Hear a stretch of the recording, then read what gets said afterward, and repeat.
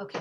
Well, good morning, everyone. Thank you so much for joining us on this training called Protecting Children from Sexual Abuse. Um, I wanted to introduce Mario Olmos. This is his bio here, if you can see it. Mario will be presenting this morning. And before we get started, I wanted to let you know that we would like to have your microphones muted during the training. Unless you have a question, Mario likes the interactive process. So if you have a question, go ahead and raise your hand, unmute your microphone, go ahead and ask your question. And when Mario finishes answering the question, you can go ahead and mute your microphones again. Because we are recording, we would like to have as minimal noise distractions and interruptions as possible. So having said that, let's get started. Mario, I'm going to go ahead and stop sharing my screen, and I'm going to allow you to go ahead and share now. Everyone, good morning. This is Mario Olmos, who will be presenting our training this morning. Hello, good morning or good evening, depending on where you're at. Welcome. As we said, my name is Mario, and I just wanted to give you guys a little brief background about myself and how I started this project of trying to prevent sexual abuse of children. So I've worked for about 15 years in group homes, both boys and girls group homes. And through that experience, I learned of all the different situations that all these children go through. And then I figured out if I really want to help them, because I lost a lot of faith in the foster care system and the group home system. So I said, I said, if I really want to help these kids, maybe I should work in the school and teach. So then I went to the school to teach, and then I lost faith in the system of educating kids, especially with disabilities or learning disabilities. And then so I said, well, if I really want to help these kids, maybe I need to help them transition out of foster care. So I went into employment. So I worked at the city of Glendale with the program to help at-risk youth get jobs. And so from there, I went on to work for this awesome company called LA Works. And then I was actually going into the jails, LA County jails, both the women's jails and the men's jails, and working with people who were incarcerated that were 18 to 24. And the program I ran is I worked with them while they were in jail, and then we had jobs ready for them when they got out. So the day they got out, I went to go pick them up wherever they were at, gave them a backpack with a cell phone and an alarm clock and an agenda thing, so they wouldn't miss any of their meetings. They would be able to show up to appointments on time. They didn't have anybody waking them up anymore, so they had to wake up on their own. And it was awesome. It was incredible to be able to see the sheriffs in the jails were always thank me when I showed up, because they saw the change in the behavior of the inmates, because they felt hope. They had something to look forward to. Along with that program, I also ran a program for women, mostly women, some men who are on CalWORK. So it's our welfare system. So anybody who's on receiving welfare, they're getting cash aid for their children. I'm able to place them in a job where they work 10 months, 40 hours a week, and then we help them transition into permanent jobs. The third program I have now is the foster youth program. And so the program with the adults, the welfare to work, they're supposed to come to me already prepared, ready for a job. So they do this workshop through LACO, which is Los Angeles County Office of Education. And they basically learn how to get a job to how to keep a job, how to work with maybe a difficult supervisor or any issues that might come up at work. So they're already supposed to be prepared for when they come to me. The foster youth are not prepared. They don't have a workshop, so I'm supposed to get them ready. And so different things would always come up as I was learning how to do these programs before I got to the foster program. Like, for example, we had one kid who I got a job, and I call them kids, but they're adults. So I got them a job. They're doing great. They got paid, and then they didn't show up to work after they got paid. So there's different issues with either drugs, or they spent all their money and didn't have money to take the bus.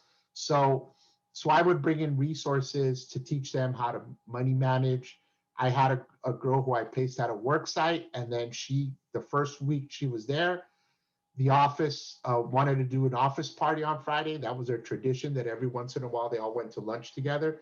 They asked her to go. She didn't want to go. And they thought it was because she didn't have money. So they kind of told her, hey, if you want to be a part of this culture, you want to come to office events. You don't have to, but we encourage you. So she agreed, she went. And then when she got home, her boyfriend was like, who are those guys that you were with at lunch? So the boyfriend had followed her and she never went back to work. So then I got some domestic violence and relationship training for our youth before. So I started learning. And then I sent one of my, so I would send these kids to interviews, and I had one of the most hardcore, I like a lot of my gang reduction program.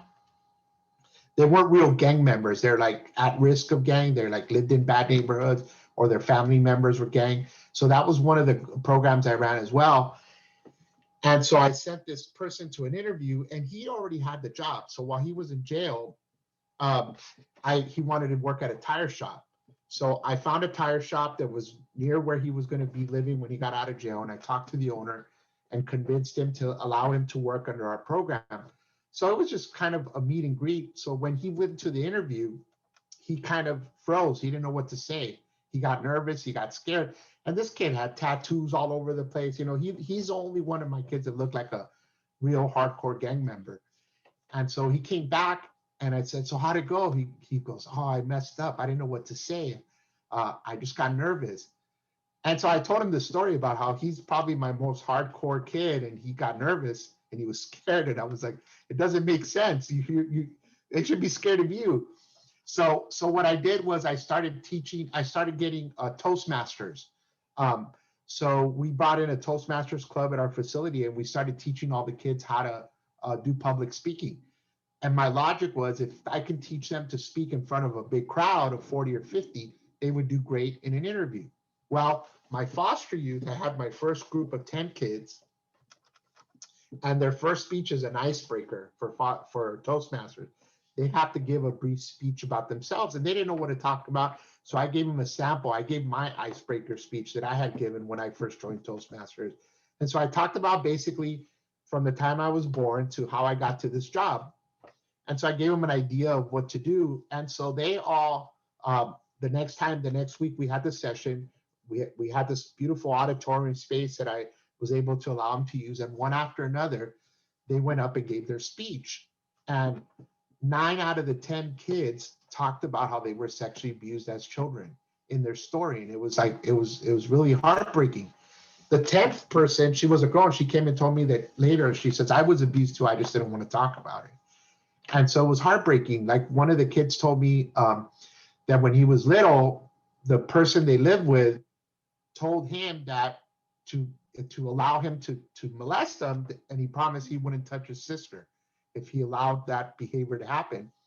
Then he grew up and found out that the man was molesting his sister anyways. And so all these terrible stories about, so I started to look for a resource of what to do. So I went to our LA County Department of Children and Family Services, looked online, and I didn't see anything. I didn't find anything for them. I didn't see anything about prevention, nothing talking about sexual abuse. So then I started looking, and I found this great thing online that said 95% of sexual abuse is preventable. So I got all excited, and I'm like, all right, we can prevent this. Who's doing it and how? So I started doing research, and I couldn't really find anybody that was doing any work. Is there someone here from Florida? I heard. I don't know if there's logged on. Okay, so Mario, she's having a hard time getting into the room. I don't know why. Okay, no problem. Okay. So the reason I bring up Florida is because that's the first resource that I found when I was looking through the internet. It was an organization. I'm going to see if I can find it here.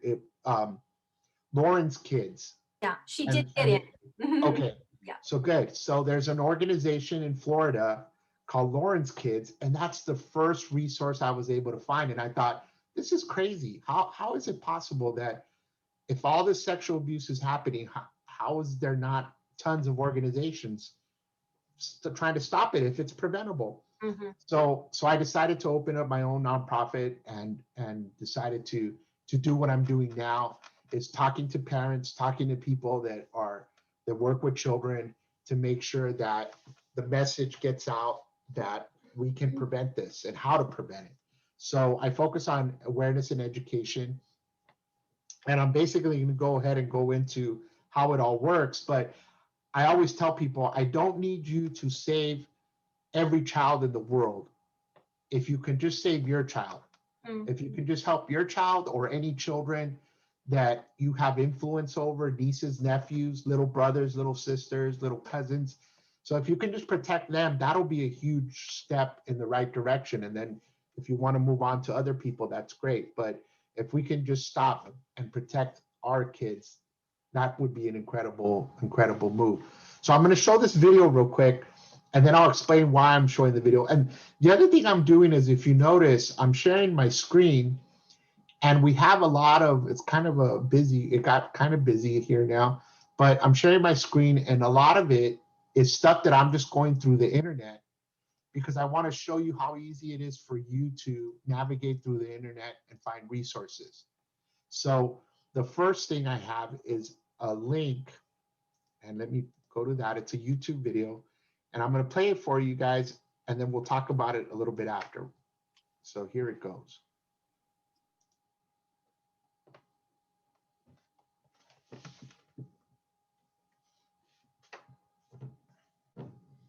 She was 4 years old the first time a man looked at her the way a man looks at his wife on their wedding day. Little girls are supposed to dream about being models and doctors and veterinarians. Instead, she fell asleep, eyes wide with terror of another night greeted by her stepfather's shadow. He was a real monster in her bedroom, and Mom, she was too fragile, too selfish to accept the truth that her little girl's innocence had been stolen one night when her boyfriend decided she wasn't good enough anymore. And since the little girl never had a real father, she accepted his advances because he always promised her his touches were acceptable because he loved her. When you don't know yourself and you don't love yourself, you will fall for anything that sounds like love and feels like love. She was a walking corpse, stained with the fingerprints of strangers. And all she wanted was to walk the earth without the heaviness, the weight of all the men who tore a piece of her and took it with them. She never made it to see her 18th birthday.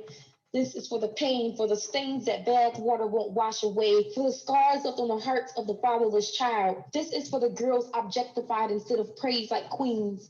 This is for the agony, growing up without a father, but all you really want is love, and you don't understand love. So one day when some guy stops you in a train station or a street corner and tells you you're beautiful, you are quickly intrigued. You like the fact that someone notices you, and you will do anything to feel like he's everything. And he promises you everything, and the things he convinces you to do, they don't seem that bad if afterwards he shows you how much he loves you. Your morals are abandoned on that sidewalk where you turned your first trick. Your beauty is left in that hotel room where some stranger touched you like his girlfriend and then left the money on the nightstand. And every night you die again, compromising your worth for what your pimp calls love and security. The hustle, the street lights, the schemes, it never seems worth it, but you have the liquor to comfort your fears. And as long as your profits meet expectations, you will have what you always wanted your whole life. Love. Love that doesn't feel right, but it's all you think you're worth, so you take it every day. You sleep when the sun comes up, rise when the sun is down, conceal the torment with makeup and stylish hairdos, put on your best outfits, something arousing because you have to make them happy. The men, the tricks, the pimps. This is for the pain. This is for America. In hopes that you will notice that 12-year-old girl who was forced to trade her lunchbox and sneakers for a Chanel purse and pumps. This is for the 16-year-old girl kidnapped by a gang of men on her way to school and held captive in a house right next door to you. This is for the 20-year-old girl who took her last beating today because she couldn't bring herself to let another man hold her down and violate her. We are all slaves for love, degrading ourselves for acceptance of a man that's the closest thing to a father figure we've ever known. We were once just girls with aspirations and a small piece of hope. Now who will notice us? Who will save America's daughters?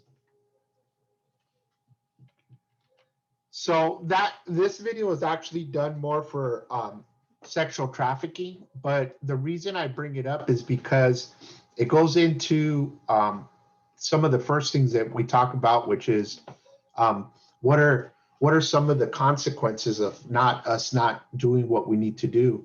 And so there's all these websites, and I'm going to go through some of them.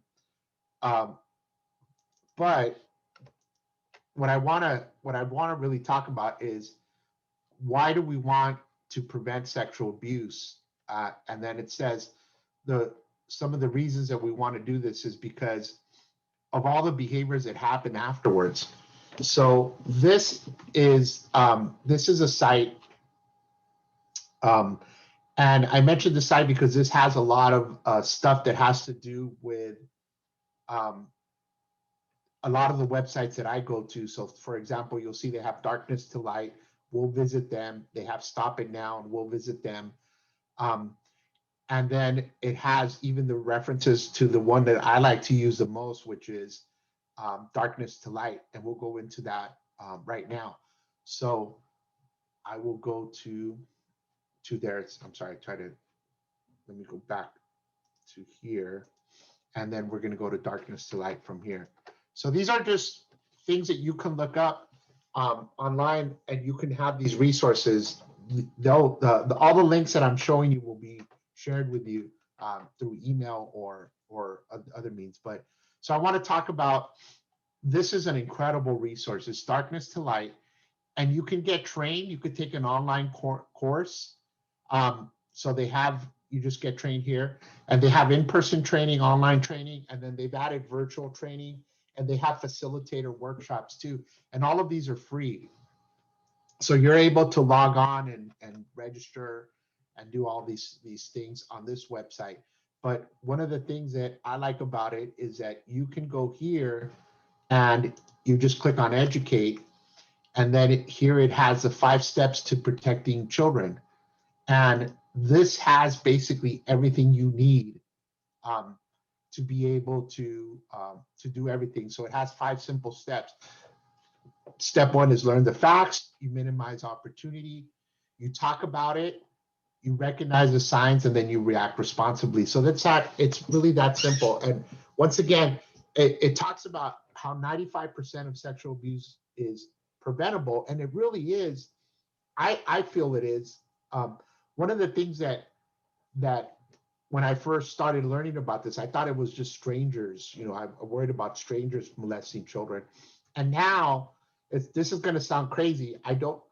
I wish it was only strangers. And of course, I wish nobody got molested, but I wish it was only strangers, because if it was only strangers, roughly between a 10 to 13% of kids would only be molested. The problem is that it's usually people that children love and trust. And it's usually about 87% is either a father, mom's boyfriend, cousins, older cousins, older children, teachers, coaches. We know about priests and other stuff, but it's usually somebody that gains the confidence of the child and grooms them, and sometimes grooms the family, and I'll go into that. So one of the things that I always tell people, and it's kind of weird that you're telling people to have your kids have a second person that they know and trust and they can go to. But the problem is that trust that they have with a second person or a different person is the same trust that predators use to abuse their children. So it's really difficult. I'm so grateful you guys are here. And I always tell people, why is it such a taboo subject? Why do people not want to hear about it? Why do people not want to learn about it? Why do people shut their kids up when they find out that they're being abused? Like, for example, I come from a Hispanic background, and it's way too common for children to tell their parents that their uncle's molesting them, and their parents telling them, be quiet, don't say nothing, you're going to embarrass our family. And then they take them to the events, like they'll take them to a quinceañera where that molester is at, and expect them to just not say anything. there's also certain behaviors that we encourage. Like I remember, I tell the story all the time that when I was little, my mom used to tell me, hey, go hug your tia, go hug your tío. And I'm like, I don't even know these people. They're not my aunt or uncle. They're not related to us. And then my mom, I remember her grabbing my arm and saying, don't embarrass me. Go give them a hug and a kiss. And I'm like saying, like, those are behaviors that we're teaching kids that they don't have control over their own decisions. And so when a predator is saying, come and do this, or don't tell anybody, it's a secret, it's a lot easier because they're already afraid of their own parents and what their parents are going to think. I had a lady at a workshop. She's probably in her 60s, early 60s, and she's going through therapy and counseling. And so she's part of my group, and we're talking about all this behavior. And she reminds me, she says when she was little, her mom used to go to work and work double shifts and would leave her with a neighbor because they had a daughter that was a similar age. And so she remembers, her holding her mom's hand, going up to this person's door, knocking on the door. This man would open the door, and then her mom would turn to her and tell her, you make sure you listen to him and you make sure you do everything he tells you. You need to behave. And so she goes, you understand? And she goes, yes. So she remembers, she tells me that she would go, and as a little child, the man would make her do things and say, if you don't do these, I'm going to tell your mom you're not behaving, that you're not listening to me. And so the fear of that retaliation with their mom is very powerful.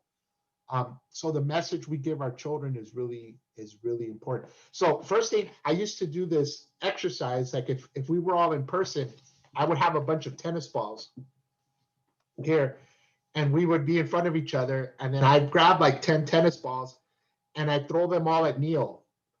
And I would say, Neil, catch them. And so all these 10 tennis balls at the same time would come flying to you, and you're trying to, and you would probably end up with one or two because you're trying to catch all of them. And then the second, then I would get them all back, and then I would tell Lee, all right, catch them, ready, Lee? And then I would throw one at a time really fast to Lee, and then she would probably like try to catch you, maybe catch two or three.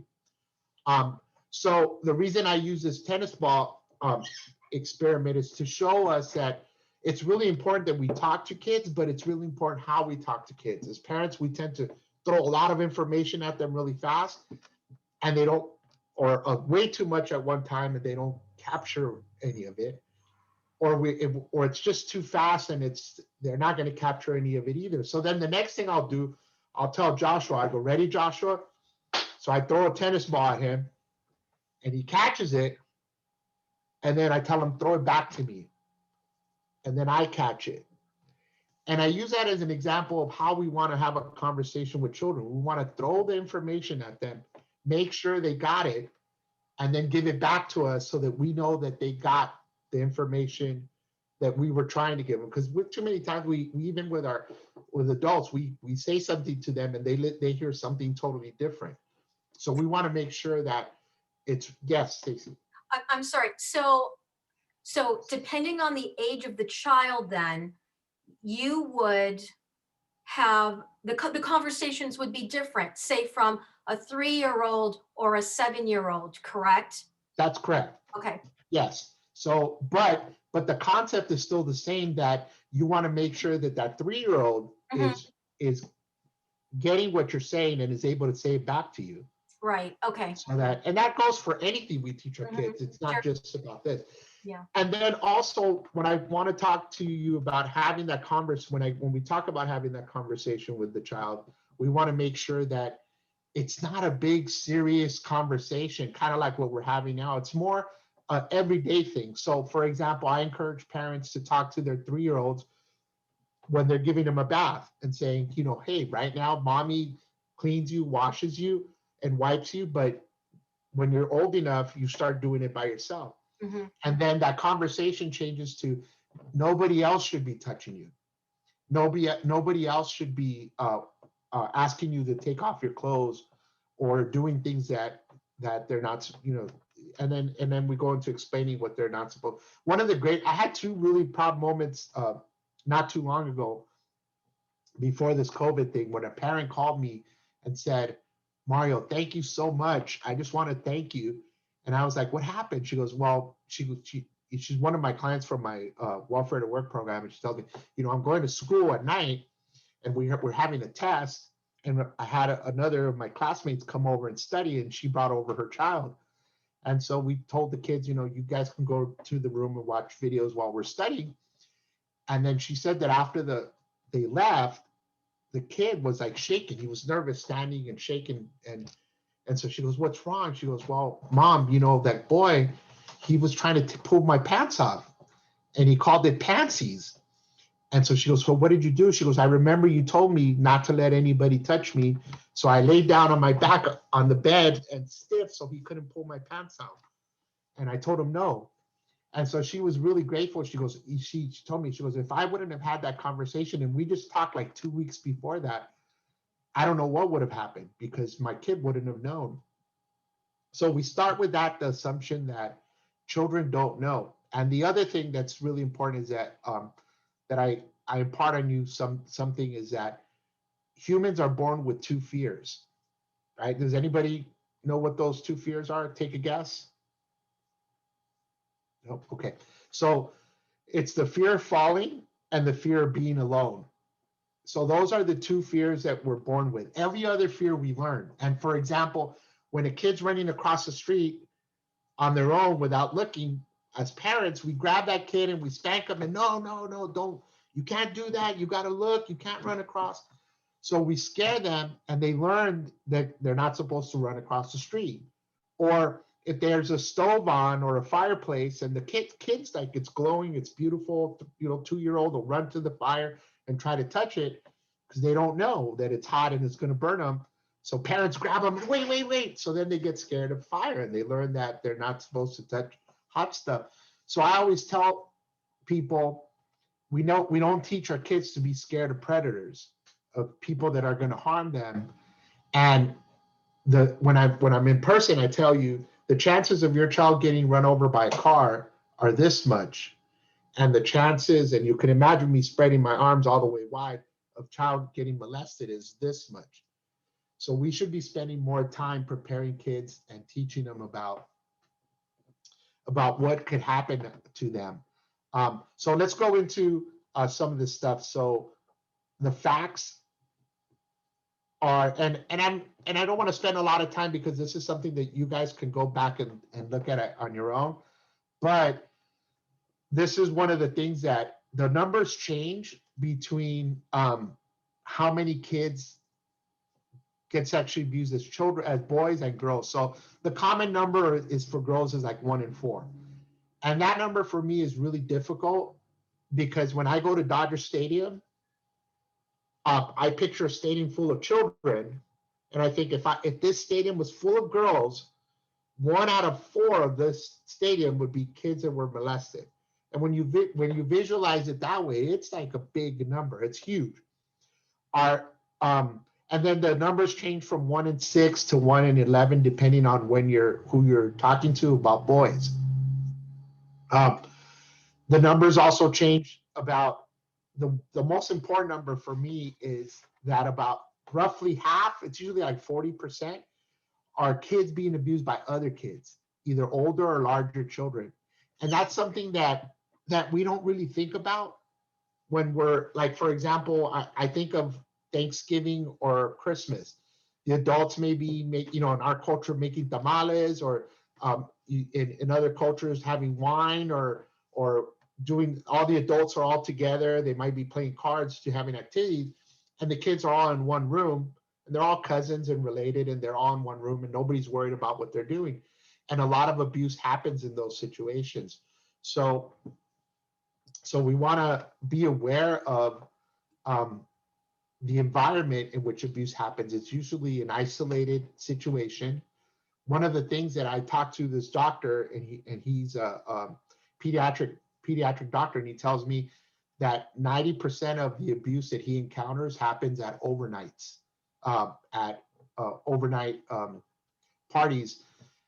And he says it's so easy for, if there's 10 kids at this party that are spending the night, it's so easy for a predator to set aside one kid and other kids aren't going to notice that this kid's missing. Right. So they're very vulnerable. The other thing I want to talk about, I started mentioning about why is it so difficult for parents or adults to talk about sexual abuse of children? Why is it so taboo? Does anybody have any idea of why? Yes. I don't know if it's because it's taboo, but it could be that being a parent and let's just say something does happen to their child, that they might feel some guilt or blame for not protecting them. Yeah, that could be some of it. So I've been trying to figure out. I've been asking people, everybody I meet that's kind of more resourceful than I am. I say, hey, so what is this? Why is it nobody's talking? And I got an answer. The only person that's ever given me the answer you won't believe is Dr. Drew. I don't know if you're familiar with Dr. Drew Pinsky. Yeah. He does that, the celebrity rehab, and he's all over all television and radio shows. And he told me, he goes, Mario, I want you to think about this. I want you to pretend you're in your house and you hear a car screech and then a crash. And you go outside and there's a body laying on the floor, and it's a 40-year-old drunk person, that got hit by a car. So as a human, it's going to traumatize you a little bit, but probably by the next day, you'll be able to recover from it. You'll be okay. It was a drunk guy. He was responsible. So, and he says, now I want you to imagine the same thing, the same impact, the crash, and you go outside and it's a 3-year-old little girl that got hit by the car. And, when I said that, my body just like cringed. And so he said, it's like the human body isn't capable of handling the brain of taking that same processing a child being hurt the same. So we'd rather not talk about it. We'd rather not discuss it or imagine that this is happening to children. And so I think that's one of the common problems of why it's not something that's so readily accepted and so readily talked about. And for the other thing that I've learned throughout this whole time is that also, if it's a parent that's happened to them when they were little, if they were abused as children, they don't want to talk about it because it forces them to relive all that trauma that happened to them as a child. So I do have a lot of incidents where kids are being sexually abused, and I find out about it. The people come to talk to me about it, and they tell me, this happened to me when I was a child too. And so, and I wish I would have shared that. Done the prevention work, but it's too difficult, and you can't blame people for that. So it looks like Lee has a question, and then Debbie has a question. Yes, go ahead. I was just going to say that I have found I'm a counselor that mainly works with children that have been sexually molested and have that history myself. And the parents tend to say they don't want to bring it up because they don't want to plant the ideas into their child. Yeah, and they could be saying that, and it could be just they haven't really processed what happened to them. It's very difficult. I mean, our human brain protects ourselves from being hurt, to the point where I have people that I interact with that have what used to be called multiple personality disorder. Now it's something else, but so they have a what they call little that they cling to, that is the person that they kind of envisioned while they were being violated, that they became, so that it wasn't them and they were able to protect themselves, or different personalities that come in and out of their lives that help them cope with that. And so I think our human brain is so powerful that it will do anything to protect us, and to the point where some people don't remember the abuse. So I do want to talk about, while we're on this subject, is what are some of the things that happen that hurt kids later on in life when they're abused? And that is, one of the things is a lot of mental health issues. We have kids that grow up and try to attempt suicide or suicidal. High school dropouts rate. Drug addiction is the big one. So like here in Los Angeles, we have a lot of homeless population. And when I tell people, I want you to picture those homeless individuals when they were 4 or 5 years old. Nobody would say, you know, hey, little Timmy there, he's going to end up growing up and being homeless on the streets. Nobody would say, hey, little Nancy is going to grow up and she's going to be on the streets, living on the streets when she's older.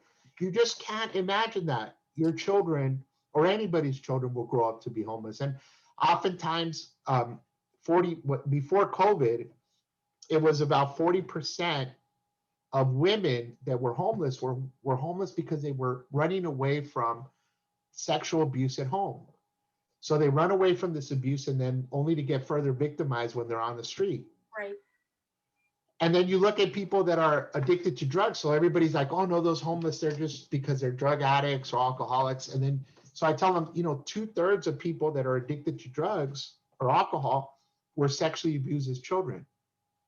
And I learned this other statistic, which completely blew me away. And somebody was showing me these statistics that said 99% of intravenous drug users were sexually abused as children. And I was like, that is just crazy. That is just crazy. I work with a women's facility where they do women drug treatment for women and they live there and they can also have their children there.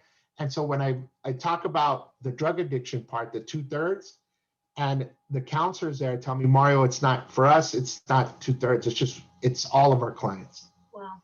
All of our clients that we don't have, she goes, I don't have anybody on my caseload that wasn't sexually abused as a child. So we talk about what are some of these things that happen, and it's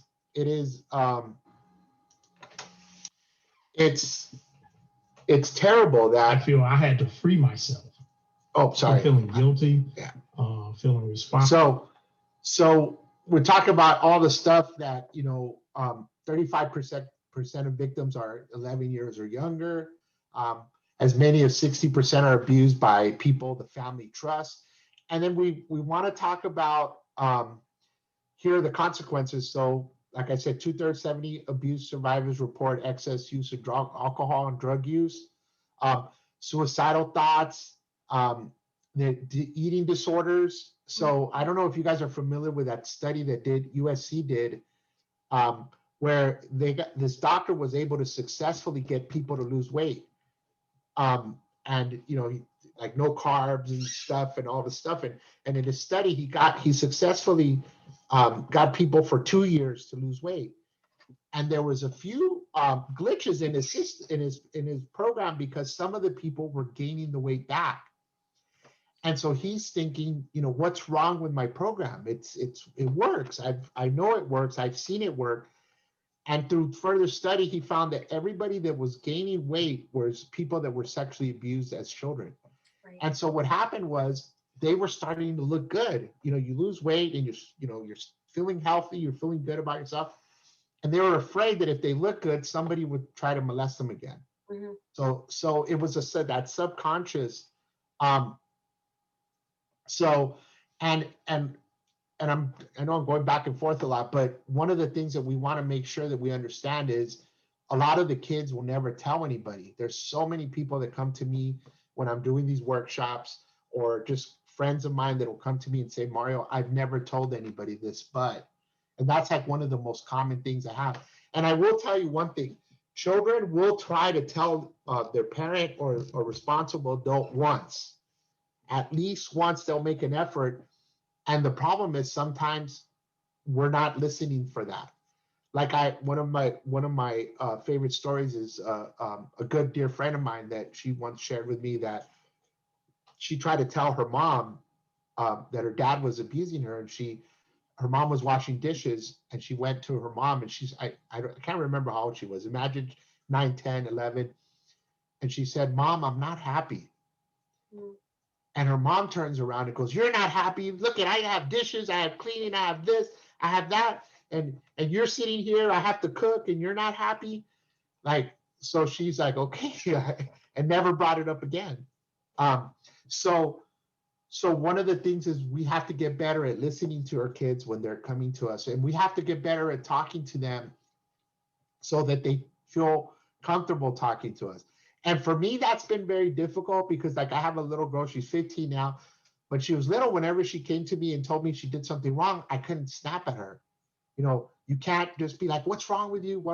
Because if that's the way you react to them breaking a toy or breaking something in the kitchen or spilling milk, then imagine what they think you're going to react to them coming to tell you that they're being abused, especially if their predator is telling them that it's their fault, that they're the cause of this to happen. So Hey, one of the, yes. Mario, what could that little girl have then said to have gotten her mother to really hear her, instead of saying, hey, Mom, I'm not happy, because she's trying to communicate that her father is touching her inappropriately?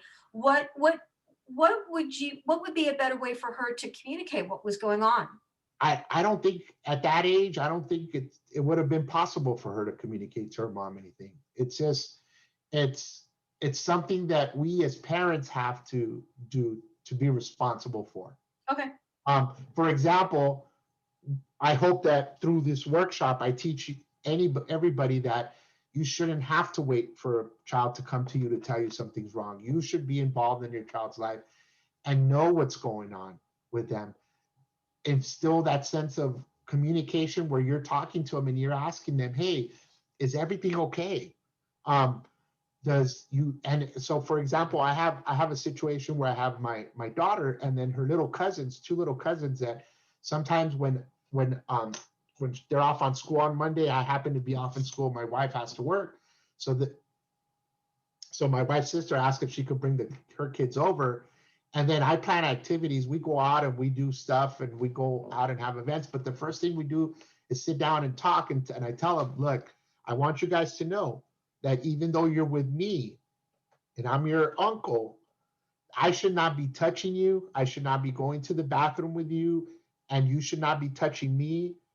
There's privacy. If you need to change, you need to be in your own room. There's nobody that should be seeing you. And my daughter knows that conversation because I have that conversation with her all the time. When I drop her off at school, I'm like, hey, don't forget, nobody should be touching. She just goes, oh, Dad, I know. But it's the same thing when I drop her off at she's got a robotics class, and they have the class. Sometimes they work at a parent's house and they're putting together a robot. And I always drop her off and I let her know, hey, remember, nobody. Then now that she's 15, the conversation has to change where it's like nobody should be touching you unless you want them to, because I can't, if I remember when I was 15, you wanted to kiss a girl and so it's a different conversation. You don't want to stunt them to think like, wow, everything's bad. It's not all bad. Just attention that you don't want, somebody touching you that shouldn't be touching you is bad.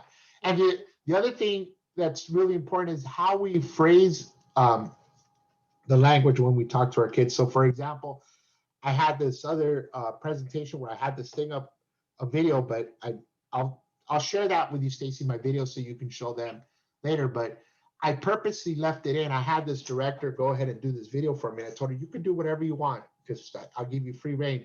And so she had kids, and one of the signs was good touch and bad touch.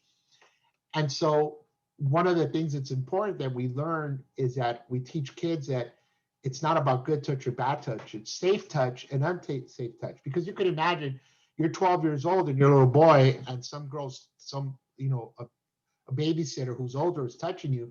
It might feel good. So you're confused. Wait a minute, this feels good. How is it bad? So we start teaching, it might stimulate you, but it's not a safe touch. That person touching you is not safe. And so we're talking about preventing sexual abuse, and here are things that we can do to reduce the risk. Is make sure kids are not in one-on-one isolated situations with another person. One of the things that I talk about, especially if you have people who are not together with their child's parent anymore, co-parent, like they're not together with their mom or they're not together with the child's dad, is that's really important situation to have that conversation with the children. Like, for example, if I was dropping off my daughter to her mom's house, her mom might be safe, but I don't know who's around that person, which family members are there, if she has a boyfriend that might not be someone that's good for my daughter. So it's really important that we talk to our children and let them know if somebody tries anything, this is what you, and we practice that with my daughter. It's so funny because we're at the mall. And sometimes when I remember when she was little, I couldn't take her into the bathroom with me at a certain age. So I tell her, I need you to stand out here. And if somebody tries to grab you, you need to scream. And we would practice when we're at home. And she would get all embarrassed. She goes, I can't scream. I'm like, you need to be ready because you don't know what's going to happen when the situation. So I would have her practice screaming just so she'd get used to that. So in a real situation. And so I try to run in to go to the bathroom and finish as fast as I can and come outside and be like, oh, she's still there, type of thing. But so, but the thing that we have to be careful about is that adults, predators who try to molest children will groom them, will give them presents, tell them it's a secret, will buy gifts for them, will do other things, but they don't just groom the child. Sometimes they groom the family. So they ingrace themselves to the family. They become someone that is the family loves and trusts and sometimes is dependent on for certain things. But I always tell people, if you have somebody in your life that is paying more attention to your child than to you, then that's a trigger. That's a warning sign that you need to figure out what's going on there. Why is this adult want to spend more time and pays more attention to my children than they do to me as an adult, and they're supposed to be my adult friend?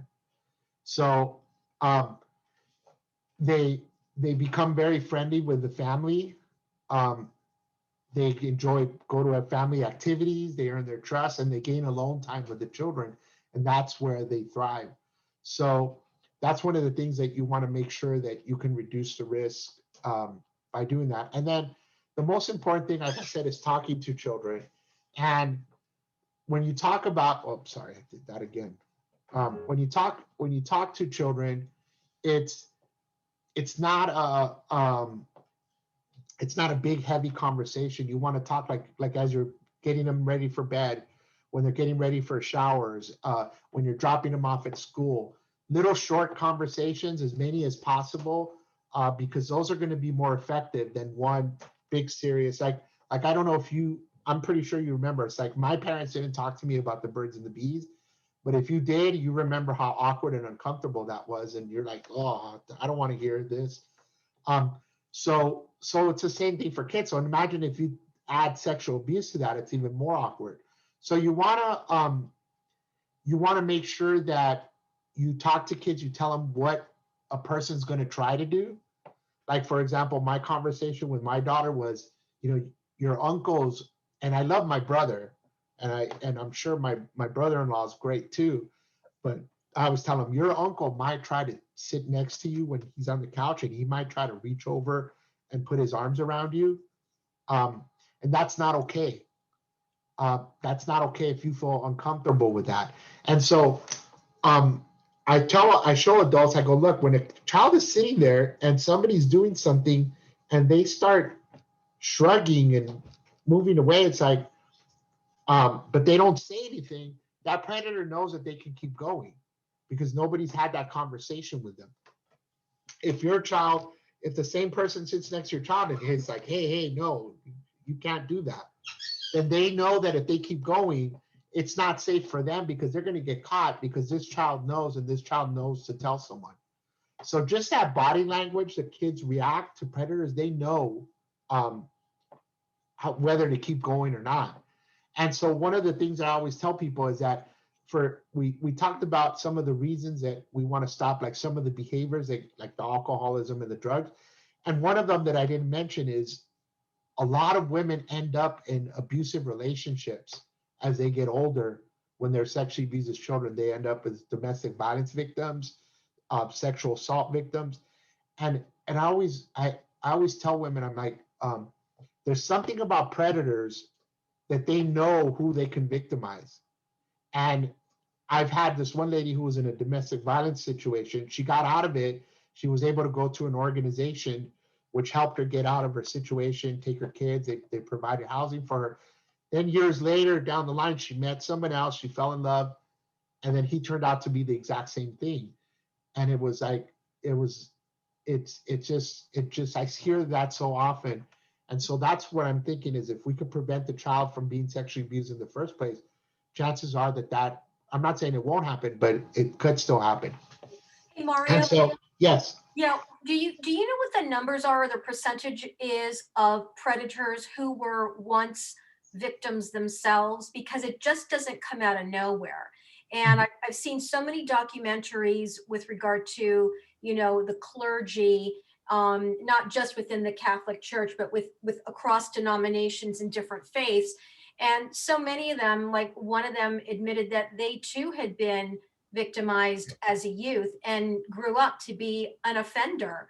So do you have the percentage I of? don't have the percentage, and the reason I don't have that percentage is on purpose, and that's because I don't really focus on anything abuse after it's already happened. Okay. So for example, whenever somebody comes to me and tells me my child's been abused, I give them resources, which I will send to you also, so that they can seek counseling. And this is what I was getting at. Okay. The difference between somebody committing suicide, and I know committing is not the right word. We're supposed to use a different word. I just can't grasp right now. But someone successfully being completing suicide, and somebody going on and living a productive, fruitful life that has no drug addiction or no other barriers, and both children were sexually abused as children. So what's the difference? How come one individual can go on and be successful? And I'm not saying the other people can't be successful too, but they don't have the same challenges of drug addiction and alcohol.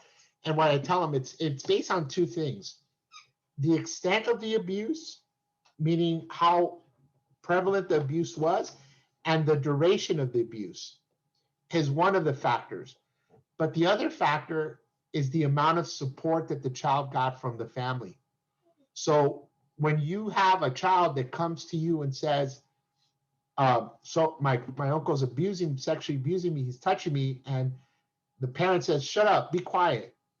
You don't be saying that about, or here's another story that I have from another young lady. She's been in and out of jail and has a lot of drug and alcohol issues.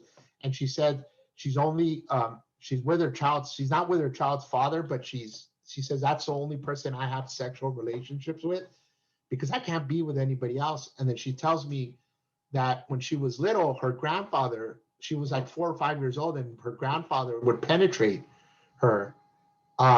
And she told her grandma, and her grandma grabbed her, took her into the bathroom and smacked the heck out of her and told her, don't you ever say that about your grandpa. And then she tells me that years later, when her grandma was passing away, her grandma apologized to her. She goes, I'm sorry, I should have protected you. I knew, and I should have done something. And so, but she talked about this not in a way because she hated her grandma or anything. She said, when my grandma told me this, I didn't have to do the like, I was able to recover. I was able to go to rehab and do other things because the abuse wasn't what was hurting her the most. It was the rejection from her grandmother. So one thing I always tell people is if your kid does come to you and tells you something's going on, no matter what, believe them. And reassure them that you're going to protect them, that it's not going to happen again. And then if it turns out that it's not true later, fine. But you don't want to shut your child down and tell them, no, you be quiet and stuff. So the other thing I want to take the time, since we're running out of time, is when children do tell you something, they'll disclose to somebody that's trusted. So there's training on this resources for you. They'll tell you a small part of what happened and not give you a full picture, or they'll shut down. And if they see you react negatively, or you're in shock, or you're like, oh my God, then they might just shut down and not tell you. And remember, what do predators tell children? It's, I'll hurt your mom, I'll hurt your dad if you say something. It's your fault. You're the one that caused this. It's our secret. And all this different stuff. So when you sit down and talk to your children, you want to have that conversation. With my daughter, I told her, they're going to tell you Someone's going to tell you that they're going to hurt me or your mom. And I tell them, nothing will hurt me more than you allowing that person to do something to you to protect me. I said, don't worry about me. I'll be okay. Do not let anybody touch you. The other thing, I've gotten a lot of slack about parents like allowing kids to sit on people's laps. And I always tell them there's absolutely no reason for a child to sit on an adult lap. There's no reason. Of course, there's some people some family cultures that allow that, and they're okay with that. But the one thing that definitely you shouldn't do is force children to show affection for even like their grandma or grandpa. Like, go give your grandma a hug, and they're like, oh, I don't want it. Like, you gotta explain to your family members that you allow your child to make a decision of what they can and can't do, and that's really important to you. And some kids just don't like to show that type of affection. And by forcing them to, you're giving them the message, you don't have control over what you're allowed to do and not allowed to do. So does anybody have any questions at this point? I don't want to just keep rambling on.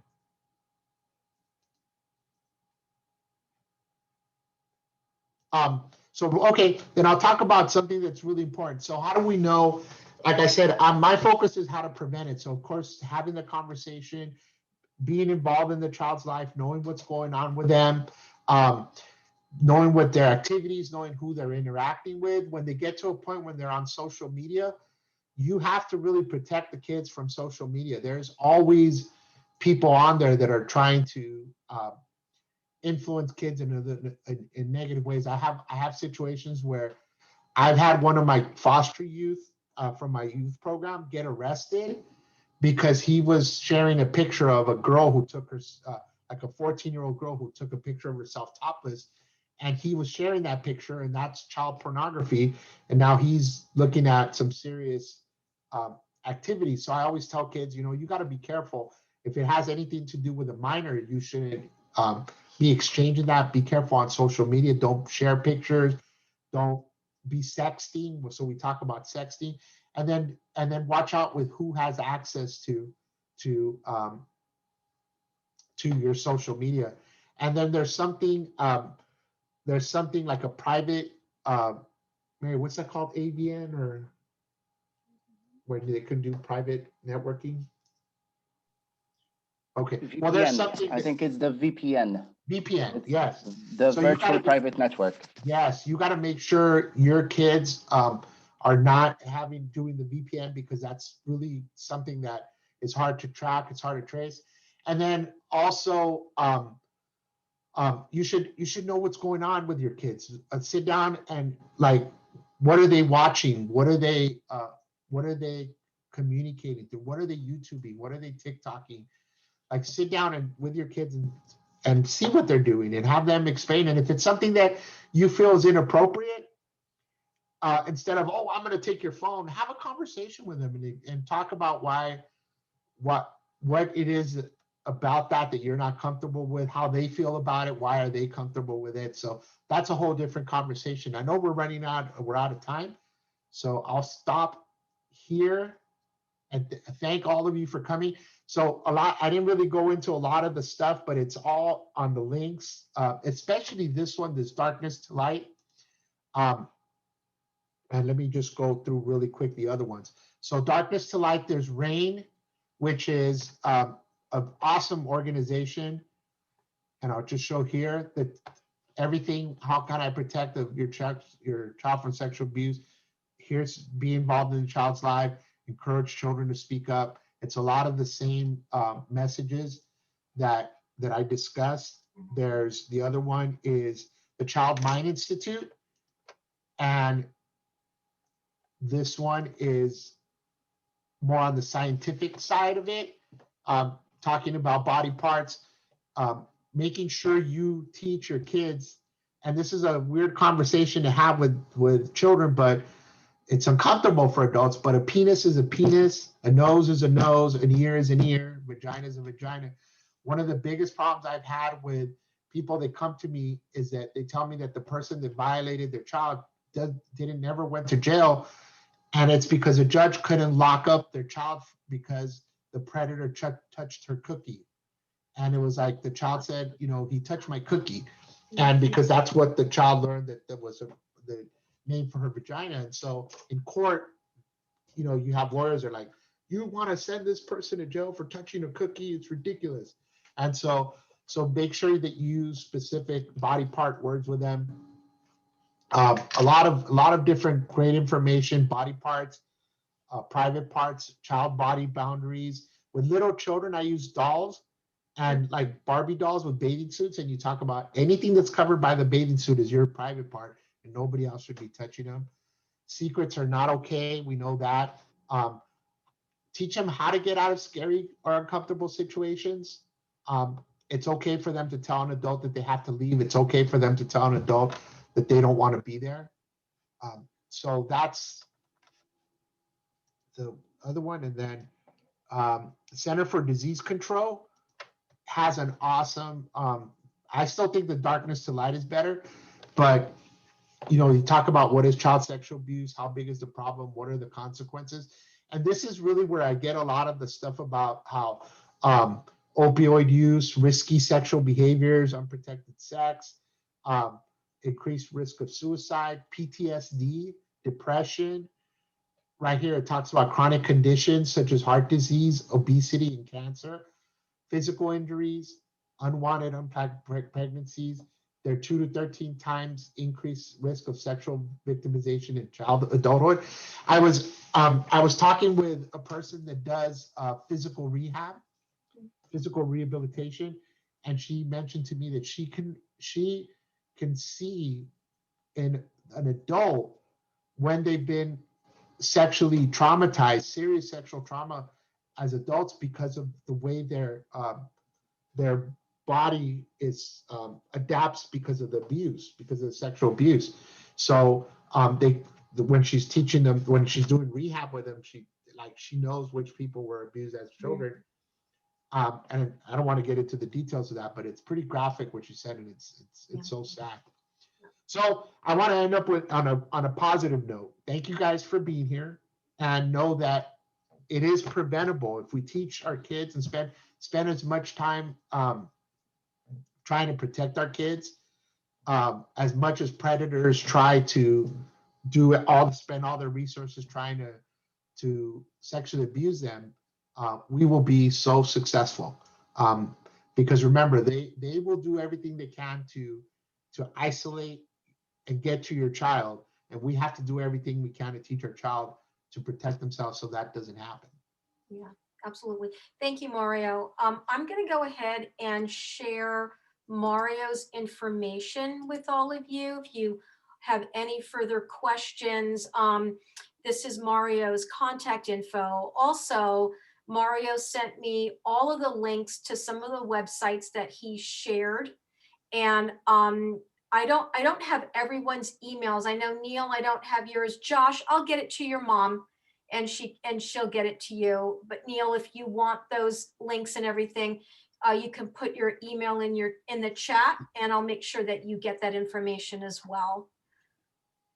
So I wanted to, all right, great. Before we close out, does anybody have any questions before we leave? All right, great. I wanted to thank you all for joining us this morning. This presentation was recorded, and I'll go ahead and post it back up onto my Facebook page if you want to go ahead and go back and take a listen to some other parts that you wanted to listen more to. So thank you all so much for coming today. Thank you. Thank you all, and you can feel free to give me a call if you have any further questions or any other comments.